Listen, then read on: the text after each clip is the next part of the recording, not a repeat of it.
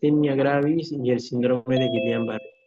Entonces ahora vamos a hablar de la esclerosis múltiple, ¿ya?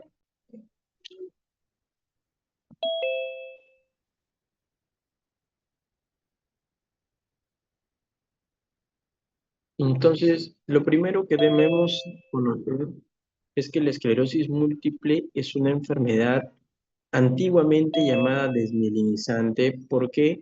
Porque afectaba la envoltura del axón que se llama la mielina, ¿no?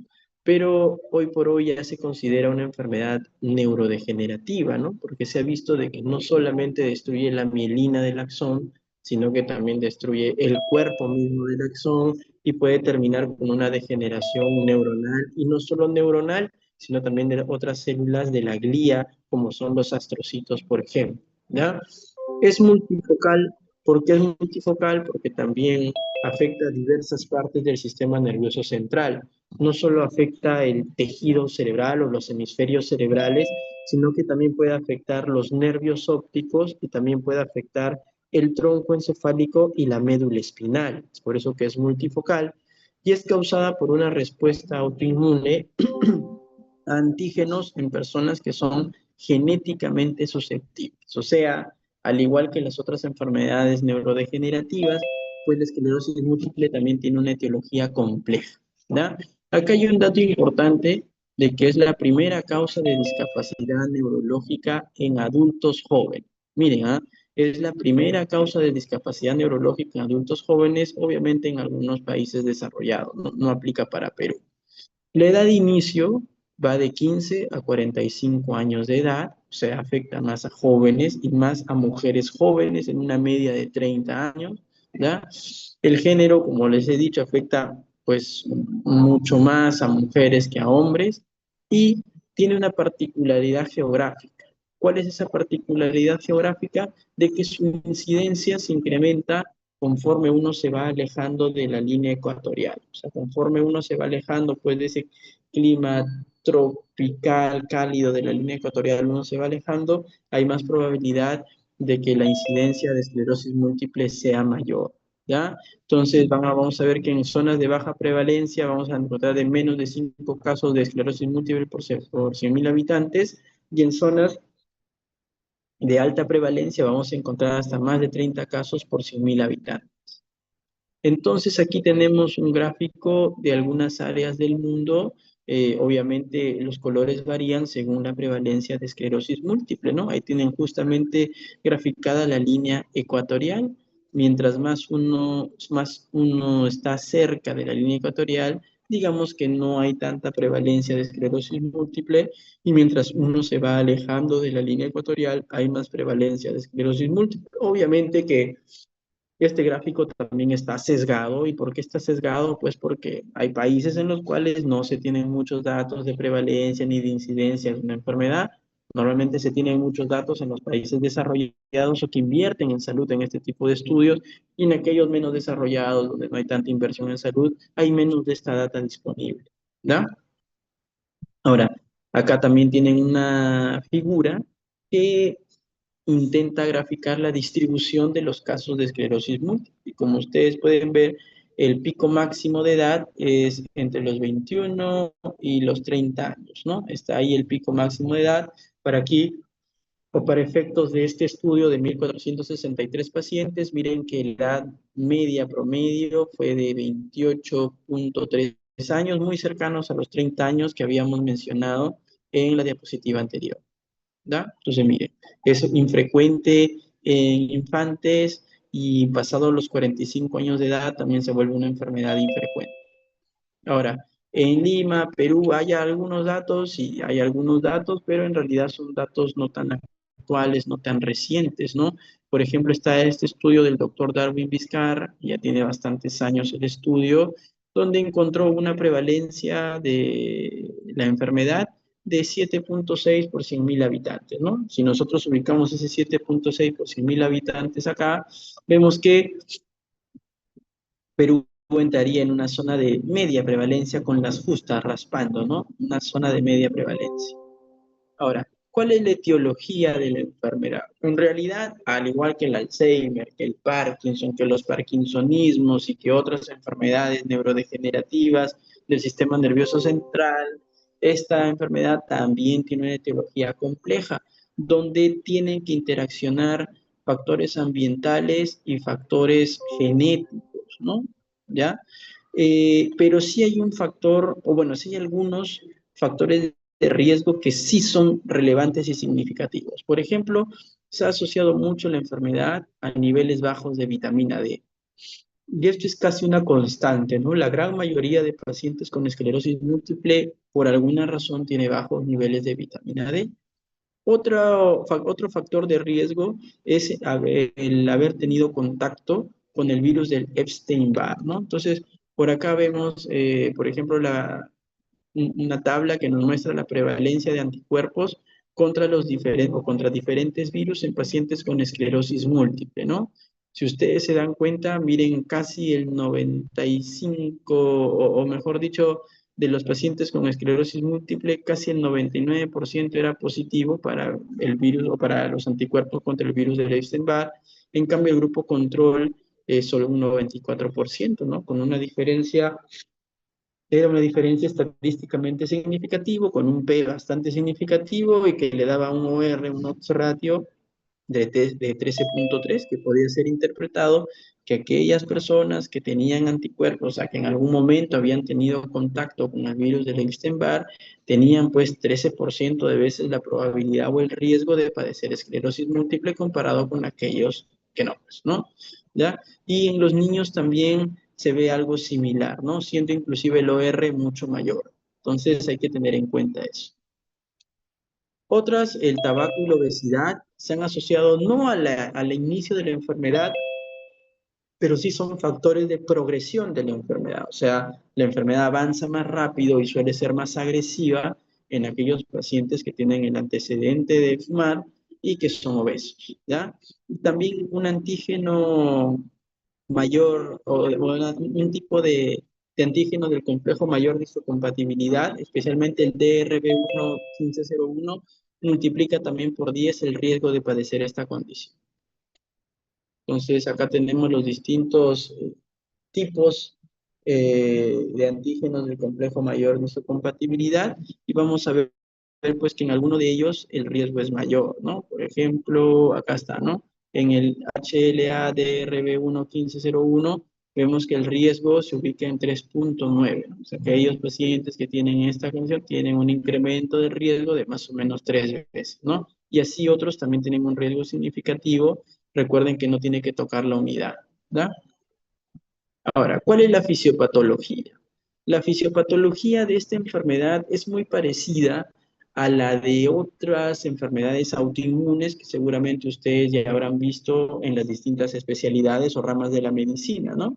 Entonces, ¿qué tiene que haber primero? Tiene que haber primero un entorno autoinmune, ¿no? Tiene que haber ya una predisposición a la autoinmunidad, ¿no? Y este entorno autoinmune, obviamente, probablemente va a estar gatillado por una infección viral, por ejemplo, por contacto con el virus del Epstein-Barr, o también puede estar gatillado por una predisposición genética de repente, ¿no? Entonces, el paciente de por sí ya tiene una base, ¿no? Una base fisiológica de estar predispuesto a tener una enfermedad autoinmune.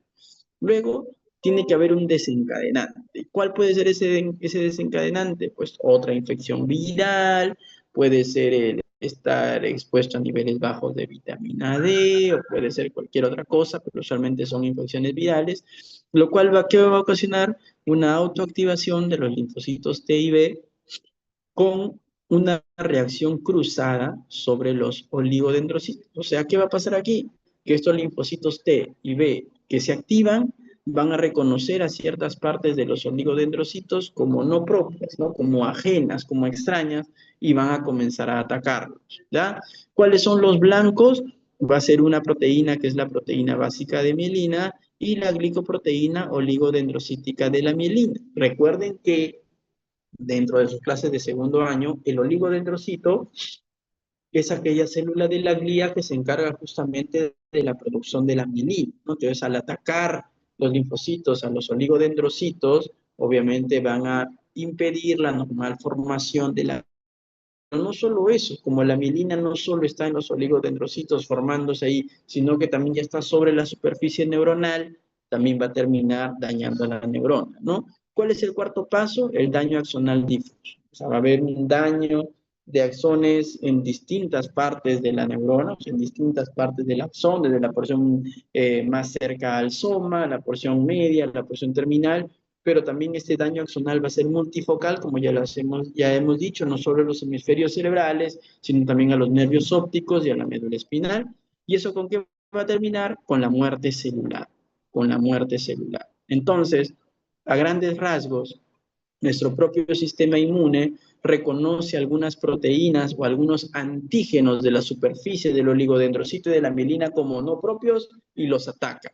Y los ataca produciendo la muerte del oligodendrocito, la falla en la formación de la mielina y la muerte celular neuronal como cascada o como evento final.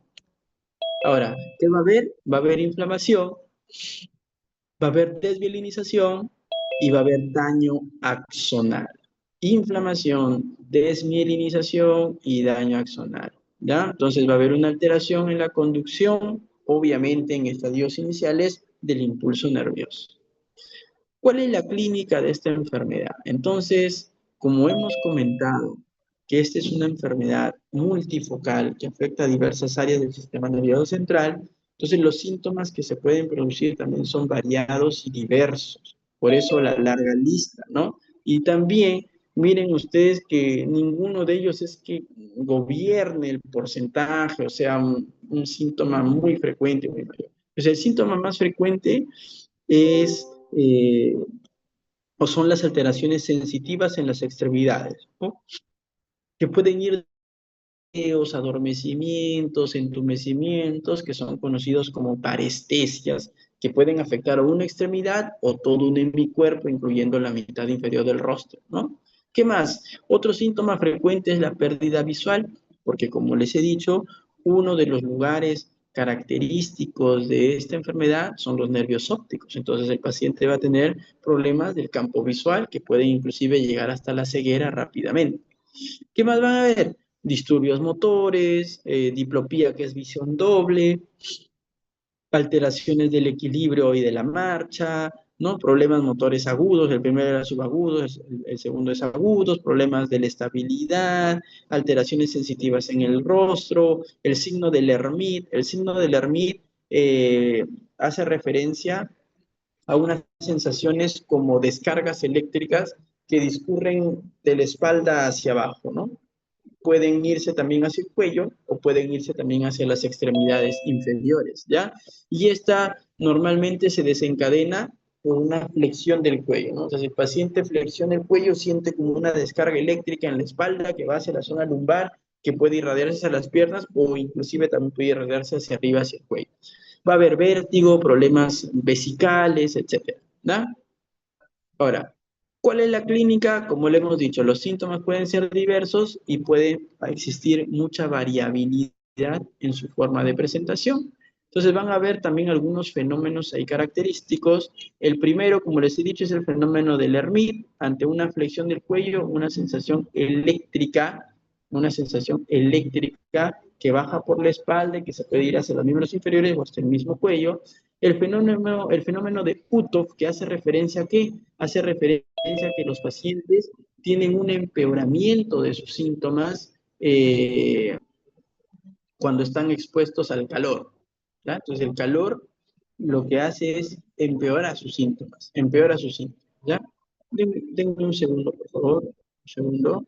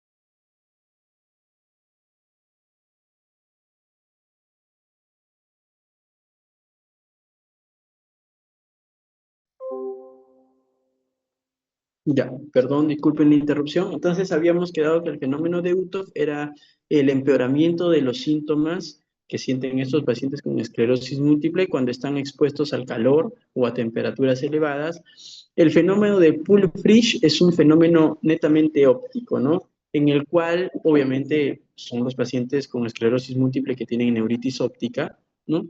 Pero ¿a qué hace referencia? Hace referencia de que cuando el paciente tiene neuritis óptica va a tener una dificultad para calcular la profundidad o la distancia a la cual se encuentra un objeto, ¿no? Entonces el objeto puede aparentar estar más lejos de lo que realmente está, ¿verdad? Y otra característica de estos pacientes con esclerosis múltiple es que las manifestaciones clínicas se presentan como ataques o brotes, ¿no? O sea, el paciente está bien y le dan los síntomas de un momento a otro, lo atacan varios días, luego puede haber una mejoría, obviamente si hay medicación progresiva, o de repente ya puede dejar una secuela neurológica, ¿no? Entonces vienen como ataques, brotes o exacerbaciones de síntomas ya previos existentes, ¿ya? Ahora, eh, digamos que aquí hay algunas características que hacen probable que las manifestaciones clínicas sean propias de la esclerosis múltiple y hay algunas otras manifestaciones que hacen que más bien sea poco probable que sea esclerosis múltiple. Entonces, ¿qué sugiere que sí sea esclerosis múltiple? Que vengan así, en ataques, ¿no? Te da, te suelta, te da, te suelta. Luego, ¿qué más? Obviamente la edad de inicio, ya hemos dicho, promedio 28 a 30 años, la media, que haya compromiso de los nervios ópticos, que haya el signo del Hermit, que haya una oftalmoplejía internuclear. Esto lo hemos estudiado en segundo año, ¿no? ¿A qué hace referencia? La oftalmoplejía internuclear hace referencia al compromiso justamente de un fascículo que comunique el núcleo del sexto nervio craneal con el núcleo del tercer nervio craneal, ¿no? ¿Y eso para qué sirve? Justamente sirve para el movimiento conjugado de los ojos, ¿no? Entonces, cuando falla este fascículo longitudinal medial, así se le llama, fascículo longitudinal medial, cuando una placa de esclerosis múltiple lo afecta, el paciente va a tener un defecto para la mirada conjugada horizontal. ¿Qué más va a haber? Fatiga es una característica bastante frecuente en los pacientes con esclerosis múltiple y el fenómeno de UTOP, que es la hipersensibilidad al calor, ¿no? Entonces, todo esto sí hace probable el diagnóstico, ¿no? Y más bien, ¿qué no hace tanto probable, ¿no? Una progresión desde el inicio, o sea, que es un cuadro muy progresivo desde que comienza, ¿no? Eso, si bien es cierto, sí hay formas de presentación así, pero no es lo típico, no es lo característico, ¿ya? El inicio antes de los 10 años o después de los 50 tampoco es característico. Que haya compromiso cortical, o sea, de funciones superiores, del lenguaje, la praxia, la alexia, la negligencia, no es característico. ¿Por qué? Porque el daño cortical en los pacientes con esclerosis múltiple es tardío, no es temprano, ¿no? Que haya trastornos del movimiento como rigidez o distonía, las convulsiones son extremadamente raras en esclerosis múltiple, que hay una demencia temprana, no. ¿Por qué? Porque justamente hemos dicho que el compromiso cortical es tardío, ¿no? Y que el déficit se desarrolle tan rápido como en minutos, no. Esto más va o apunta a que la causa es vascular netamente, ¿ya? Entonces, este es un cuadro más subagudo, no tan agudo, más subagudo, ¿ya? Entonces hay tipos clínicos, ¿no? Por ejemplo, tenemos el tipo clínico que es el CIS, que es el síndrome clínico aislado. Obviamente todos estos términos, digamos que siempre están sujetos a revisión, sujetos a revisión, sujetos a revisión. Entiendan porque la enfermedad, digamos que mm, no es tan antigua y además cuyos criterios diagnósticos siempre están en constante revisión. Entonces, el CIS es el síndrome clínico aislado, ¿no? Que hace referencia al compromiso de una parte única y bien focal del sistema nervioso central, que suele ser que suelen ser los nervios ópticos o la médula espinal, ¿ya? Entonces, ¿qué dice esto, no? O sea, es el primer evento, llamémosle CIS al primer evento de esclerosis múltiple, ¿no? En ellos, más del 60% van a desarrollar la enfermedad en los próximos 10 años. ¿Todo qué quiere decir? No entiendo. Ya, entonces, yo, o bueno, uno de ustedes, una mujer de ustedes que tendrá, por ejemplo, 21 años, ¿no? Una dama que está aquí presente, hace un cuadro de neuritis óptica, ¿no? Una neuritis óptica que afecta a su ojo derecho, o sea, una inflamación del nervio óptico derecho. le sacan exámenes, no tiene nada en el cerebro, le dan tratamiento con corticoides o inmunosupresores, mejora la neuritis óptica, recupera la visión totalmente y no tiene nada más. Ese es un síndrome clínico aislado, es como que un primer ataque. Pero al ser un primer ataque y al no haber nada más, no hay la certeza de que sea esclerosis múltiple, ¿no? Entonces, lo que se puede decir es de que hay un 60% de probabilidad de que esta mujer joven con una neuritis óptica de aparente sin causa, que aparentemente no tiene causa, haga esclerosis múltiple en los próximos 10 años. A eso hace referencia, ¿ya? Ojo, ojo, no muchos aceptan este término de síndrome clínico aislado. Hay otras escuelas donde dicen, no, ese es el primer brote, ¿ya se puede diagnosticar? Pues claro que sí, se respeta, ¿no? ¿Por qué? ¿Y por qué hay que tener en cuenta eso? Porque hay un 40% de pacientes, un respetable 40% de pacientes que nunca más van a hacer otro evento neurológico y no van a llegar a cumplir los criterios de esclerosis múltiple, ¿ya? Y otra cosa, tenemos el tipo recurrente remitente, ¿no? Que es aquel paciente cuyos ataques vienen así en brotes, ¿no? Le da brote, mejora, que un tiempo sin nada. Un brote, mejora, un tiempo sin nada, ¿no? Luego tenemos la forma primaria progresiva y la forma secundaria progresiva. Aunque recuerden que esta clasificación siempre está en constante revisión, como vamos a ver más adelante.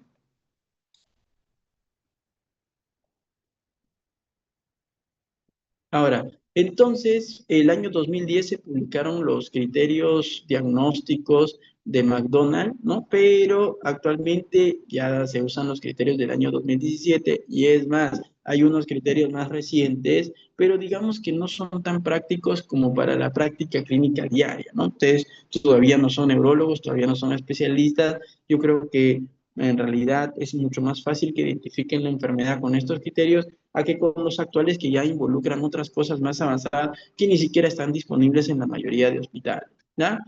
Entonces, básicamente, ¿qué incluye el diagnóstico de esclerosis múltiple? Incluye un examen neurológico completo, estudios radiológicos de resonancia magnética en el protocolo T2 o un test neurofisiológico, ¿no? Que puede ser reemplazado también por la detección de una alteración en la cantidad de proteínas en el líquido cefalorraquídeo que se llaman las bandas oligoclonales, ¿ya? Entonces, ¿qué necesito yo ¿qué necesito yo para diagnosticar esclerosis múltiple, no? Por ejemplo, necesito que el paciente tenga 2 o más ataques clínicos con 2 o más lesiones en resonancia, obviamente que tengan que ver o que tengan asociación con los eventos clínicos, ¿no? Eso ya es suficiente para diagnosticar esclerosis múltiple. Doctor, no entiendo, ¿qué quiero decir? Ya, por ejemplo, yo a los 18 años me da una neuritis óptica y a los 23 años hago una ataxia cerebelosa. Me sacan una resonancia y en mi resonancia mi nervio óptico derecho tiene signos de haber sufrido una neuritis óptica. Usted tiene una secuela, está más hinchadito, capta contraste y también tengo una lesión cerebelosa. Entonces, tengo 2 eventos clínicos que tienen una correlación con 2 hallazgos en las neuroimágenes, no necesito más, puedo hacer el diagnóstico de esclerosis múltiple. ¿Ya? ¿Qué más? 2 ataques clínicos, ¿no? Y la evidencia de una lesión, pero tengo una buena descripción clínica del otro ataque que no veo lesión, pero que me está envolviendo otra zona cerebral. O sea, pongamos el mismo ejemplo. Tengo una neuritis óptica a los 18 años. A los 22 me da una ataxia cerebelosa. Me sacan una resonancia a los 22 años y veo que sí hay una lesión en el cerebelo.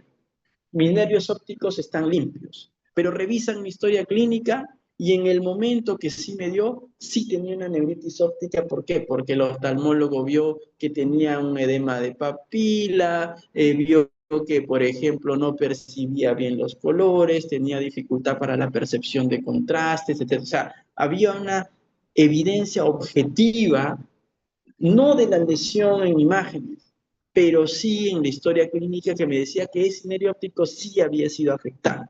Entonces, eso también es suficiente para hacer el diagnóstico de esclerosis múltiple, ¿no? De ahí ya los otros criterios son un poco más complejos, ¿no? Porque dos ataques clínicos, una sola lesión y otras lesiones que no corresponden con la que no está evidenciada o, por así decirlo, documentada, pero veo otras lesiones, además, en la resonancia, ¿no? Ya, un ejemplo de esta también. Me da una neuritis óptica, me da una ataxia cerebelosa. Solo tengo evidencia de la ataxia cerebelosa, no hay evidencia de la neuritis óptica, pero por ahí me encuentran una lesión en la médula espinal que nunca me dio síntomas. Entonces, puede ser diagnosticado también como esclerosis múltiple.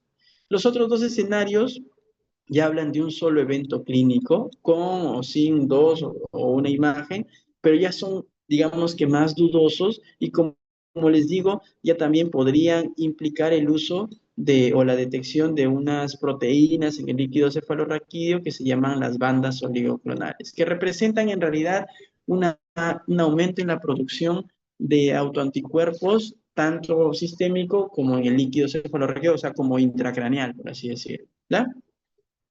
Muy bien. Por ejemplo, según la localización, yo puedo tener lesiones que se asocian a esclerosis múltiple en la zona yuxtacortical, como en el ejemplo uno. Acá miren, ¿no? Están viendo ahí la flecha. Tengo lesiones subcorticales en las fibras U, donde estoy señalando yo con la flechita ahí, con el puntero, ¿no? Luego tengo, por ejemplo, lesiones subcorticales profundas, que aquí no hay en la figura, pero en la 3 estarían por aquí. Luego tengo lesiones subcorticales limítrofes, que son estas de aquí, que están marcadas ahí con las líneas punteadas en rojo. Luego tengo lesiones periventriculares, que son las lesiones que están en 5, donde estoy poniendo el puntero en este momento, que espero que sí lo puedan ver, sí lo ven. Y luego tengo las lesiones en el cuerpo calloso. Esas lesiones en el cuerpo calloso típicamente se llaman las proyecciones digitiformes de Dawson, ¿ya? O los dedos de Dawson, ¿ven? Si ven ahí, ¿no? Que son hiperintensidades en el cuerpo calloso que las puedo ver en el protocolo de Flair o en el protocolo T2, especialmente en un corte sagital. Miren acá cómo se ven las lesiones desmielinizantes. Por ejemplo, esta está en una fibra en U, estas tienen localización periventricular, ¿no? Miren aquí más imágenes de lesiones típicas, son hiperintensidades en la sustancia blanca o cercanas a la corteza, ¿verdad? Miren ahí las lesiones, todas las señaladas con la flecha amarilla. Aquí abajo son los dedos de Dawson o las proyecciones digitiformes de Dawson. Más muestra de lesiones típicas de esclerosis múltiple. También las lesiones más antiguas se pueden ver en el protocolo T1 como vacíos de señal, que se llaman los black holes o agujeros negros, ¿ya? Que también son lesiones antiguas de esclerosis múltiple. Miren ahí. Si esto yo lo uno con una lesión nueva, o sea, en T2 o en FLAIR, y que encima capta contraste, ya es diagnóstico también. ¿Por qué? Porque las lesiones nuevas, las recientes, las agudas, captan contraste en la resonancia magnética. Entonces, si ustedes le preguntan, ¿cómo yo diferencio una lesión antigua de una lesión nueva por resonancia en esclerosis múltiple? Obviamente, las lesiones nuevas son aquellas que van a captar contraste. Las lesiones antiguas no van a captar contraste o lo hacen de forma mucho menos frecuente, ¿ya? Además, que tienen un signo característico que se llama el signo del anillo incompleto, ¿ya? Tienen el signo del anillo incompleto. Miren, el primero, en la imagen de la izquierda, es un nódulo. En el segundo tiene el signo, pues, del anillo, ¿no? Casi completo, y en el tercero tiene el signo del anillo incompleto. Ahora, esa tercera es una lesión, digamos que difícil de diagnosticar, porque es muy grande para ser lo típico, lo característico de esclerosis múltiple, ¿ya? Más bien parece un absceso cerebral o un tumor con componente quístico, entonces ya es un caso más complicado. También hay lesiones medulares, como les he comentado. Miren ahí en la médula espinal cervical, ¿ya? ¿Cómo diferenciar lesiones por desmielinización versus lesiones de vasos pequeños? Básicamente porque podemos encontrar un signo en las lesiones desmielinizantes de esclerosis múltiple que se llama el signo de la lesión perivenular, ¿no? Entonces, ustedes pueden ver que en aquellas lesiones de esclerosis múltiple, ¿no? Vamos a ver un poquito, perdón. Y esta lesión de aquí del puntero, pueden ver que dentro de la hiperseñal o la hiperintensidad hay una línea oscura que es justamente una vena, ¿no? Una pequeña vénula, una vena que lo está atravesando. Y esto es muy característico de estas lesiones desmielinizantes. Las bandas oligoclonales, ¿qué son? Son inmunoglobulinas, como ya les he dicho, de producción intratecal, eh, digamos que en el sistema nervioso se están produciendo autoanticuerpos, ¿ya? Son inmunoglobulinas que se producen dentro del sistema nervioso, ¿no? Entonces, si hay más bandas oligoclonales que en el suero, es porque hay una fabricación, una producción de estas proteínas dentro del sistema nervioso, ¿no? Lo cual es compatible con esclerosis múltiple. Que si solamente hay bandas oligoclonales en el líquido cefalorraquídeo, es típico de esclerosis múltiple. En cambio, si hay en el suero y no hay en el LCR, pues lo más probable es que no sea esclerosis múltiple, ¿ya? Y también hay un índice que se llama el índice de Link o de Tibling, en el cual yo puedo dividir las IgG de LCR, son las IgG del suero, dividido entre la albúmina de LCR y la albúmina del suero. Si este índice es mayor de 0,8, es muy probable que se asocie a esclerosis múltiple. ¿Qué otras cosas puede hacer? Como les dije, había un examen de neurofisiología, potenciales evocados visuales, somatosensoriales y auditivos, que justamente ven la vía visual, la vía auditiva y la vía sensitiva, ¿no? Las neuronas, que pueden estar afectados en porcentajes variables en personas con esclerosis múltiple. Pero la verdad, no se usa mucho como criterio diagnóstico, solo en casos complejos. ¿Cuál es el pronóstico? Pues va a depender, ¿no? Va a depender del tipo, ¿no? Aquellos, o la gran mayoría de casos son aquellos remitentes recurrentes, ¿no? Que vienen así como brotes, ¿no? Que vienen así como brotes. Pero en algún momento estos brotes sí ya no van a dejar al paciente libre de síntomas, sino pueden dejarle algún tipo de discapacidad. Algunos de los casos, más bien, miren, en algún momento brote, ya discapacidad, brote, discapacidad, pueden hacerse secundariamente progresivos, o sea que el paciente ya no va a necesitar un brote claro para que haya digamos que un aumento en su discapacidad o en su sintomatología. Esos son los casos secundariamente progresivos. Miren que hasta el 50% de los pacientes con casos remitentes recurrentes van a pasar a casos secundariamente progresivos en los próximos 10 a 15 años.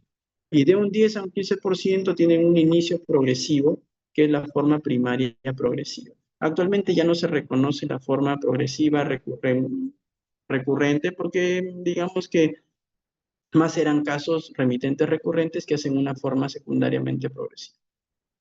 Muy bien, esto es algo que es algo más moderno, más nuevo, pero no tiene, digamos que mucha aplicación hoy por hoy, ¿ya?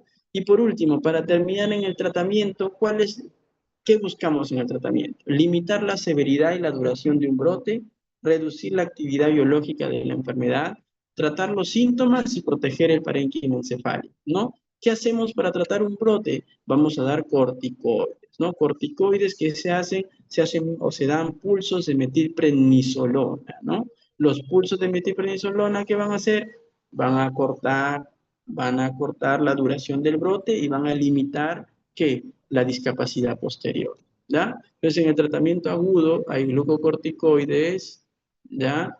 Y recuerden de que lo más usado son los pulsos de metilprednisolona. ¿Qué se recomienda? Ciclos cortos de 3 a 5 días y pueden ser usados hasta 8 semanas después del episodio. O sea, no es tarde, nunca es tarde para tratar un brote de esclerosis múltiple. Tienen hasta 2 meses para tratarlo, ¿ya?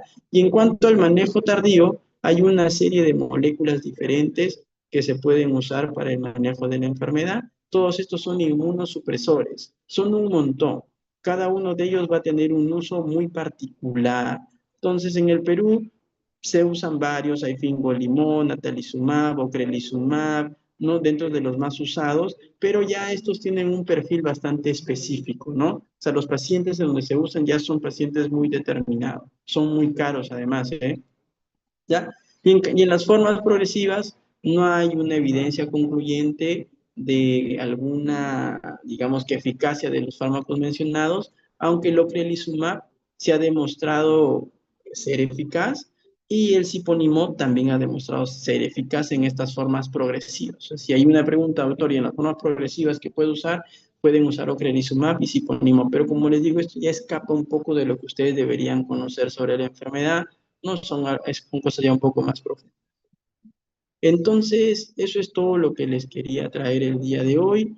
Como les digo ya, después de esto solamente faltan dos temas importantes. No sé si tienen alguna duda, pregunta, aporte o comentario. Rafael, ¿todo bien?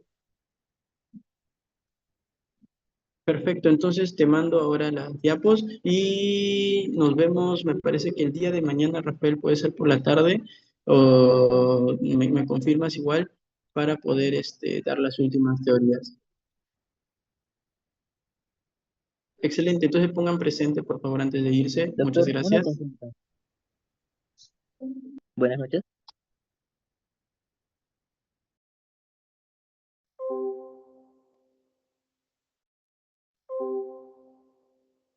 Doc, ¿está por ahí?